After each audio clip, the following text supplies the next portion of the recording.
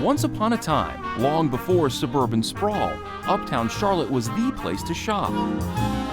Department stores, clothing stores, shoe stores, you name it, it was all here. This was a bustling retail environment. And the streets of uptown were always packed with shoppers.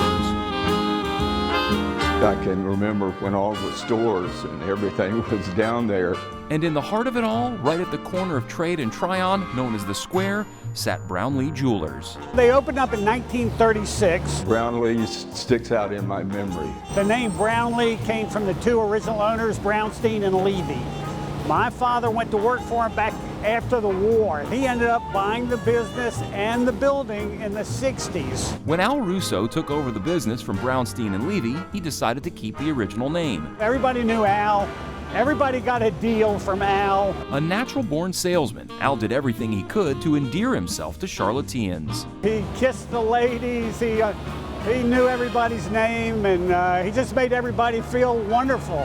When they came into his store, it was like you had a friend in the jewelry business. Working by the philosophy that it's better to make a friend than a customer, Al did plenty of both during his nearly 50 years on the Square. They were trustworthy. They were very honest. As long as I've been in the stores, I always have customers coming in telling me stories of my grandfather. Al recruited his son Harold to join Brownlee in the mid-70s, helping to oversee their new store in the Park Road Shopping Center. I came out of college in 1976, swore I'd never go into this business, but here I am 44 years later. In the 80s, Al began feuding with the city, which wanted to take over his prime location on the Square, eventually doing just that. They took it by eminent domain, and that's why he vocally fought City Hall. Losing his building of 50-plus years propelled Al into his second career, that of a politician, serving as city councilman and mayor pro tem for 10 years. And everybody thought he was crazy. He had never run for politics before,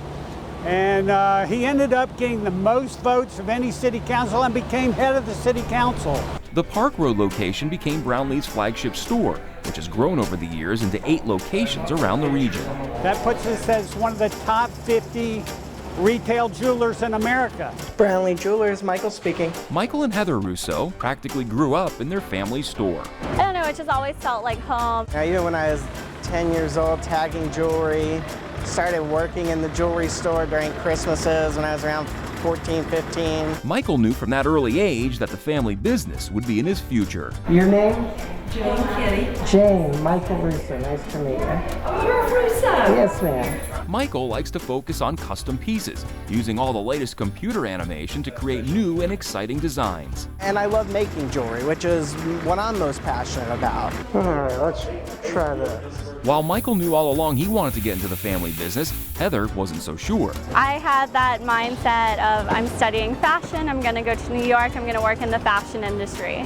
And I did do that. After she got a taste of the New York fashion industry, Michael began his recruiting pitch to little sister. And he had told me, I really think you would like this, you should give it a shot. And so she did.